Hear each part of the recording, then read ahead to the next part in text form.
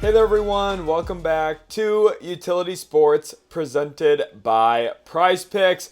Jaylen Brown got traded as the Boston Celtics and Philadelphia 76ers broke the internet on day 2 of NBA free agency. So of course you guys know I had to bring a film study here for you today, breaking down JB's fit with Philly, talking about what he's going to bring to the Sixers organization, and a little bit more about the trade as well. If you enjoy, you know what to do. Smash that like button and subscribe. And let's revisit my trade grades here quick, specifically for the 76ers, who I gave an A+ in the move, trading for Jaylen Brown, and of course, in the process, dumping Paul George's salary, which I think is a big part of this.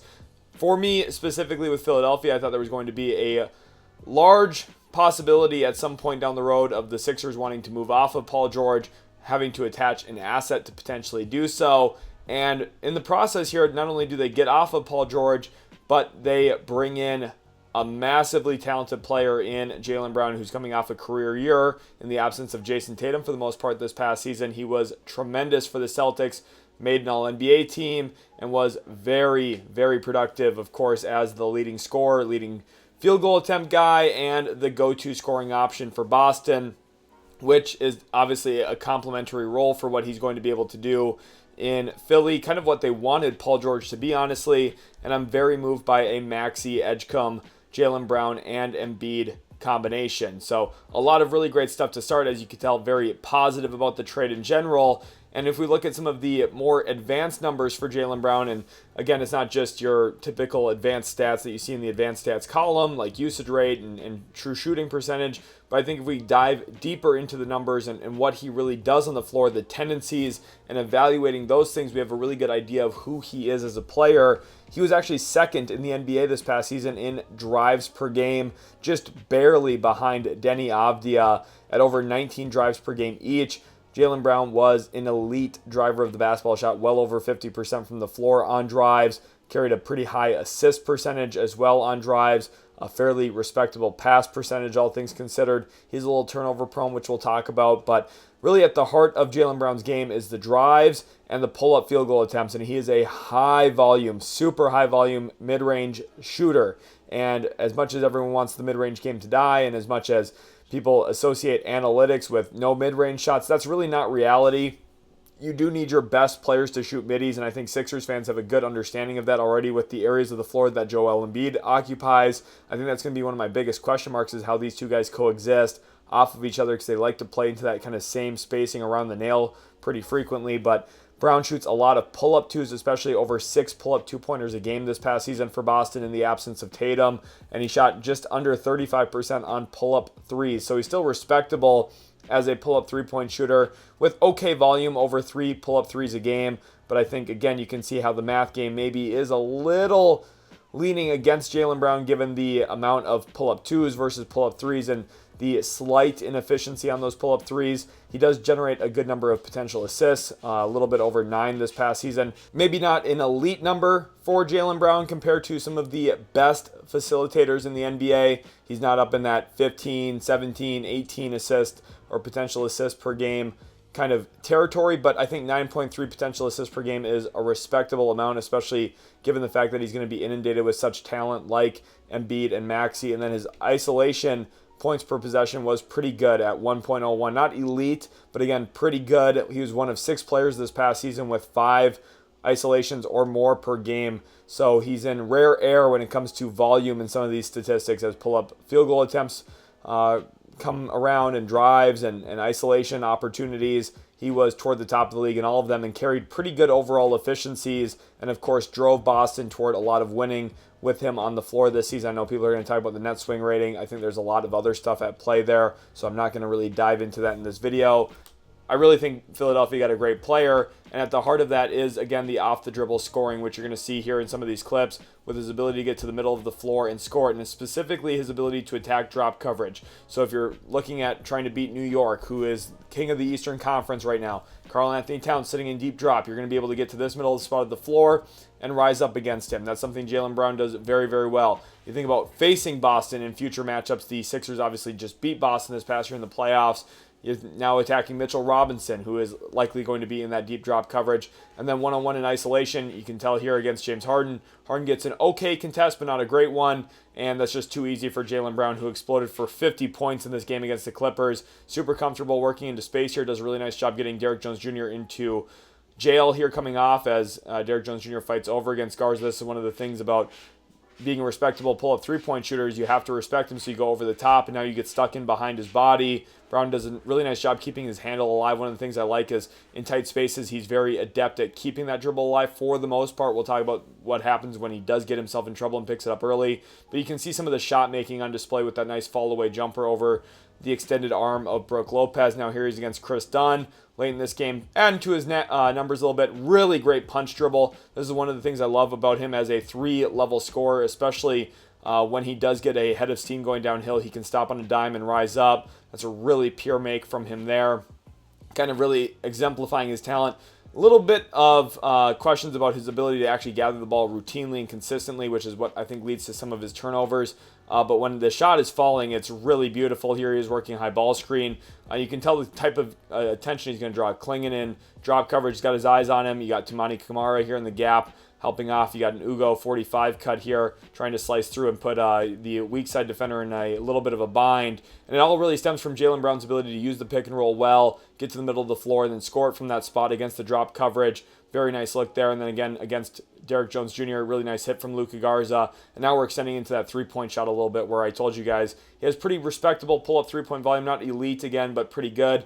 Gets to show off the handle a little bit here with tween, step back. Gotta love that. And then working one-on-one with James Harden. Let's just really show off the shot-making talent. Step back, far into the deep corner, butter. So some really nice shot-making. Obviously, he's going to bring some of that to Philly. And I think you saw for the Sixers this year, when Paul George was right and playing well and healthy and available, if Paul George was on, it was really hard for Philadelphia to lose because they had that kind of added dose of shot making, that added element of a little bit more three-point volume, a little bit more three-point shot making. And I think Jaylen Brown is going to be a more reliable, more consistent, younger version of that for them. And when we look at his shot chart, there is a little bit to kind of digest here. His shot chart's a little tricky to really talk about. Again, I talked about the volume of his mid-range pull-up. You can see how high volume he is in here with the colors. Thank you to Court Sketch for the graphic here. Orange and red means more volume compared to others around the league. Blue means less volume. So as you would kind of predict for an on-ball player mostly, that there's going to be a little bit less corner volume as you would assume. But the kind of tricky thing here is he's kind of league average actually in terms of rim volume, but way above league average in mid-range volume. And then he kind of hovers around under league average or at league average for a lot of these three-point attempts kind of out here on the three-point line. So I think there's a lot to kind of understand about that. This is him over the last 5 seasons or so. But again, it's a very good basis understanding of like what he looks like next to Tatum. I didn't want to just take this past year because for Philly, he's going to be playing around Maxey. He's going to be playing around Embiid. You want to see what he looks like around other talent too. And I think, yes, the year in Boston was a great year for him. He got to really showcase himself individually, but fitting into a team context and around other talent still going to be at the crux of the decision for the Sixers.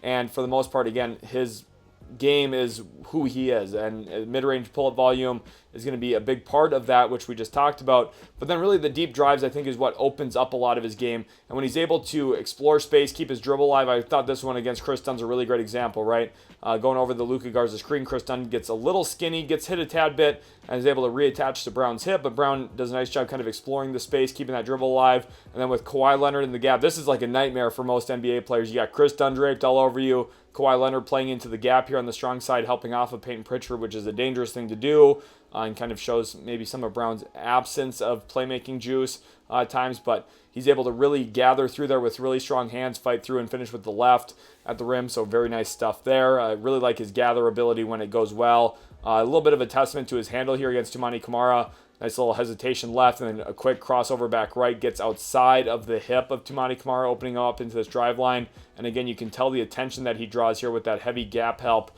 very early on in the possession even. 18 seconds on the shot clock, and this is the kind of help he's drawing. I'm going to let this clip play in full speed because I want you to see how beautiful this gather is over the top, Really nice finish over Donovan Clingan at the rim too. So the talent is definitely there as a scorer, as a driver. You know, you don't just luck into averaging 27, 28 points per game in the NBA. You have to be extremely skilled to get there. Beats Zubats, so if you're going to switch your fives onto him, if you're going to try and hedge and tag him, it's going to be very difficult to do that. Really nice screen-rescreen action here for Boston as Keita doesn't give him the first DHO, but gets him the second one. And then this is where you start to see some of the playmaking value. As that help comes, these paint touches, anytime he can get 1 or 2 feet in the painted area here, that's where his playmaking is going to come alive. I don't think he's a LaMelo Ball, a Tyrese Halliburton, a Luka Doncic, a superb lead guard type of playmaker, but I think he's a reliable enough playmaker once he gets feet in the paint. And I think there's a real level difference in playmaking juice. I don't think he's an A-plus passer or an A-plus playmaker. I'd probably label him as a B-level playmaker. And that's still a good thing, and that can still be additive for Philadelphia because when he does get downhill, look at the amount of bodies he can draw. And it opens up spots on the floor where Baylor Sherman then can catch and shoot. And I really do think for Boston, who was such a bad rim volume team, they actually shot the least amount of shots at the rim this past year. They got way worse even now at that with Paul George. They're going to miss a little bit of Jaylen Brown's deep drives. And I thought this right here was a great example of how he can maybe coexist with Joel Embiid. As he gets 2 feet in the paint, now you're putting pressure on the X5 here, Yusuf Nurkic, to tag onto him and at least show a body toward him because he's in the scoring area. And then you can get to a nice little touch floater here for Keita. And how does that look with Joel Embiid? Here's Paul George coming off of an Iverson cut early. Really nice action here. I just want to detail this real quick. Coming off of 2 high screens to catch the ball over here on the left wing. Really nice initial setup to get Paul George a catch into empty side pick and roll action. You can tell again there's nobody over here, so you're getting empty side pick and roll. And then coming off of that, Paul George decides to rip baseline off the ice. And then as he explores, now Miles Turner's kind of caught in between, just like we talked about with Jaylen Brown being able to get 2 feet in the paint, explore that space, force the X5 to defend him, and look at what that opens up for Joel Embiid. So I think there is some interesting synergies that you can maybe play into between Embiid and Jaylen Brown. Also, Brown, just like Embiid, can be a really nice mid-post option for you. Really like this catch-spin option against Walter Clayton Jr. earlier this year into a nice drive kick off of that paint touch again. So it's going to be about getting feet in the paint, being reliable off of that. And that's something the Sixers do really well. Kelly Oubre is a really great example of that. And I really just want to point to Tyrese Maxey here being such a dominant lead guard. Really had one of the biggest improvements all season long as he's here in this spot. Look at, they're very quickly trying to blitz him and get the ball out of his hands. Clearly, teams are super respecting Tyrese Maxey, which then gets you 4-on-3 in the backside. And if you can get paint touches, someone like VJ Edgecombe, who was a really nice player off the catch this past season, actually a real vast majority of his buckets were assisted by others. His ability to attack closeouts, then probe into space and score it, I think, is going to be really additive around both Maxey again this next season, but then Jaylen Brown as well being additive there. This is a great example of him being ready off the catch. Really nice drive kick by Peyton Pritchard, but then look, he can fit in with his teammates. Really nice catch, one more pass there, swinging it over to Anthony Simons. What about free VJ Edgecombe? Again, a lot of his buckets were assisted. Now we got Joel Embiid kind of around the middle of the floor. You see that early double team coming here from Milwaukee. Embiid's just going to make the simple play. Get it over to Maxey. Ball's going to swing one more to Paul George. And now with AJ Green trying to fly into this gap here, PG throws a nice little pocket bounce pass in through there, beating AJ Green's stunt into the middle, and Edgecomb's able to pay that off. So I think Jaylen Brown's going to be able to do a lot of that too. My PrizePicks power play lineup today is a 2-pick lineup for some Big 3 basketball. Man, I love myself some Big 3 basketball. Any kind of basketball I can consume, I am there for it. And I love watching some of these former NBA guys go at it and compete at a high level still. And Lance Stevenson is definitely one of the most entertaining as well. I have him at more than 19.5 points in his upcoming Big 3 game. And then Jonathan Simmons, remember when he broke into the league and kind of caught the league by storm and then got a nice little contract with Orlando. It's fun to just see these guys still out there competing and playing at a high level and staying in shape and getting to do the thing that they grew up doing and love and obviously competed at a very, very, very high level at. And Jonathan Simmons, I have at more than 14.5 points in that one as well. If you use code HMA over at PrizePicks, you can play $5 and get $50 instantly in lineups. Once again, play $5, get $50 instantly in lineups using code HMA. PrizePicks is now available in more than 40 U.S. states. Team picks are also available. And please play responsibly. Only play if you have the means to do so. Thank you to PrizePicks for sponsoring today's video, and let's jump back into it. As much as some people criticize Jaylen Brown, the willingness to have played in a system for as long as he has, I think is a really good sign for Philadelphia. He fits around other talent here. He's in Spain action, nice little deep paint touch again, and then selflessly getting off the ball, playing off of 2 feet. That is a concern of mine, is that he's a little 2 feet reliant to make good decisions.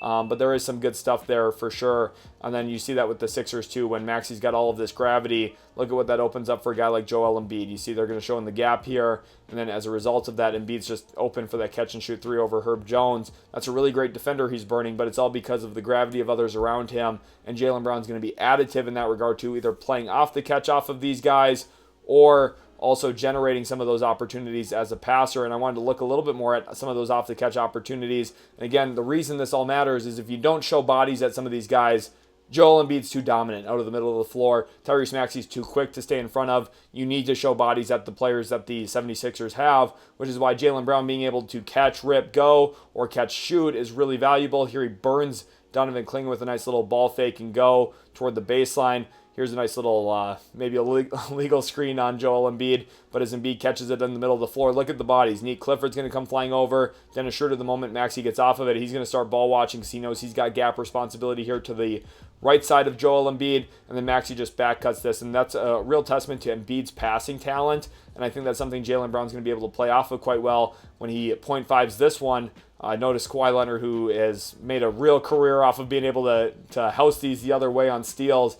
Jaylen Brown does a really nice job meeting this pass, going out, deterring Kawhi Leonard from getting that steal, and then finishing with a nice floater. So I think he's going to be able to play off the gravity of Joel Embiid quite well. Embiid catches in the middle of the floor here. Again, you're going to try and blitz Tyrese Maxey. This 1-5 pick and roll is just so scary for teams to deal with because of Maxey's speed and Embiid's talent that this is almost perfect coverage by the Kings. You get the ball out of Maxey's hands. You have an immediate tag the moment that Embiid catches it. But when you're playing 4-on-3, things are subject to go wrong. DeMar DeRozan gets tied up in between Oubre on a cut and Paul George in the corner and turns into a wide open PG3. And again, Jaylen Brown's willing to shoot those too. Nice catch here in the corner, lets that one fly, playing off the catch, something Jaylen Brown does pretty adequately well, honestly. Here's Embiid again, working high handoff with Maxey, and again, if you don't show the bodies, you're just going to give up buckets, and that is why Jaylen Brown's going to have some real success off the ball again. Nice little Spain action. This is a great example of Jaylen Brown just doing the little things. Here he is in the corner, and as they come off of this, Kate is going to, of course, roll it, and then Pritchard can shallow this and pop out in Spain, or horns, whatever you want to call this. Still screen the screener regardless. And as White comes off, now Kawhi Leonard's responsible for tag responsibilities, and Jaylen Brown, the most subtle thing in all of basketball. This is what every high-level organization, whether it's in college basketball or in the NBA, does. You're going to get a slight opposite corner lift, and it just lengthens that closeout a little bit. Jaylen Brown does a really nice job paying off that opportunity. So I think Jaylen Brown can fit pretty well here in what was supposed to be the Paul George role, and I think he might do even better. Now, there is some things that Jaylen Brown is going to be subject to messing up or making mistakes at times. And I did want to talk about the bad in this video because it's not like all of a sudden Jaylen Brown gets here and the Sixers are the best team ever. There is going to be some hiccups along the way. And again, I talked about Jaylen Brown having to play off of 2 feet. The issue is he's a little late on some of these reads. Look at this dig from Jaquez and how wide open Derek White is here. But in a scorer's mindset, sometimes you're going to miss some of these things. And because of that, he can't burn that dig in, and nothing really generates here for Boston. They have to get into a secondary action, which luckily the Celtics do a very good job of that and get an okay look, but Derek White ends up airballing that. Obviously, Jaylen Brown could have done a better job there hitting him in the corner off that strong side corner help. Here's a nice little flare action. Now he gets into the painted area, but again, he's off of 2 feet. He's not really reading as a playmaker. Look at this strong side help again. Norm Powell fully digging in here. And again, it's Jordan Walsh in the corner, so it's like I understand Jordan Walsh probably not going to pay off that opportunity super consistently, but then Brown leaves his feet prematurely and travels. So there's, clearly hiccups for him. And this one is another real prime example. Like, you want to know the difference between a guy like Jaylen Brown and then the pinnacle players of the sport, the Luka Doncic's, the LeBron James, and some of the even better passers like a LaMelo Ball, even an Anthony Edwards. Like, they get to this spot, they're burning you off of this. Baylor Shireman in the left corner. You got Keita here down, teeing up toward the front of the rim. And you got DeMar DeRozan as the low man responsible for both guys. And this should be an assist, or at least a potential assist. And you want to know why Jaylen Brown doesn't get 15, 17 potential assists per game? It's because he plays off of 2 feet sometimes when he doesn't have to, and then he makes suboptimal passes where Queta has to go out and relocate. Now it's against Sacramento, so it ends up working out for them, but it's not a great play by Jaylen Brown, as you can tell. This time working off of high ball screen here with Queta, and you can see kind of that gap attention. Again, this is something I wanted to talk about still positively about Jaylen Brown. He draws bodies, and that's going to be a great thing for Maxey. I can right now envision Maxey or Edgecombe slicing through this gap, 45 cutting or Stampede cutting this, and just turning these into easy baskets. But Jaylen Brown's got to be responsible for getting off of it. And when you take a bunch of mid-range pull-up jump shots and you only shoot about 50% on them, maybe even a little bit less than 50%, it leaves you liable to some bad offense on occasion, where the ball doesn't go in the hoop and you say, why didn't you move the ball? And that's part of it here for Jaylen Brown. And then also, I talked about his gathers earlier. He's very daring with them, which I like, but sometimes they don't go well. And it turns into turnovers out of bounds or turnovers into traffic with the opposing team going the other way. So I do think there are some hiccups. I do think there are some question marks I have for the 76ers still about being able to win an NBA Finals or compete at the very highest level of the East. But I still, again, think this deal is pretty sensible for them, just given the fact that they gave up Paul George, 2 first-round picks only. I think it was a pretty smart deal, all things considered, for Philly, and I gave them an A+ in the trade. And I think the film did a pretty good job explaining as to why the gravity of Maxey, Embiid, and Jaylen Brown altogether is going to be pretty good as long as they're all willing to continue playing off of each other, which is something I think a lot of them already do pretty well naturally to begin with. So should be a fun season for the Sixers. I'm very excited for it. Hopefully you guys enjoyed the content. If you did, be sure to leave a like and subscribe, and we'll catch you in the very next Utility Sports video.